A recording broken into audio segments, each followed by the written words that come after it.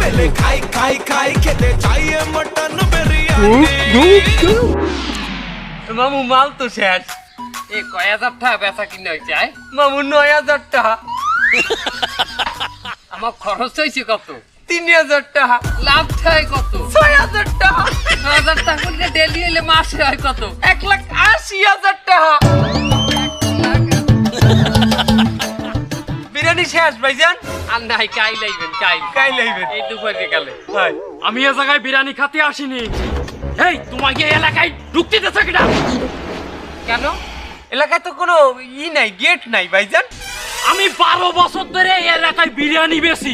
আমি বেশি মুরগির বিরিয়ানি, জীবনে তো 250 টাকা নিচে বেচতে পারলাম না। তোমরা 30 টাকা কি করে বিরিয়ানি বেচো? ভাইজান মুরগির তো দাম বেশি তা খাসির দাম কি কম? এই 1 কেজি খাসির গোশতের দাম কত? আমরা তো 1 কেজি খাসি 400 টাকা করে কিনি কাশি না ওটা কুত্তা 1000 টাকা করে কিনি তাহলে তোরা এক প্যাকেটে কয় পিস খাসির গোশত দিস? 4 পিস 5 পিস দেই কি?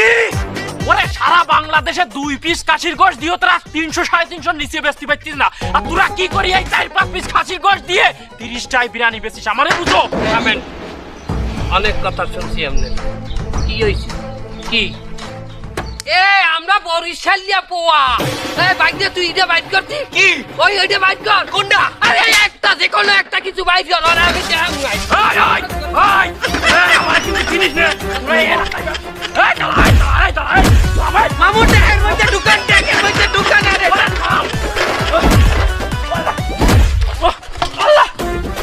আরে লুঙ্গি কল এই তোরা কি কথা আছিস? লুঙ্গি কল ওরে আমারে পালাই মেরে শুনলো। এই না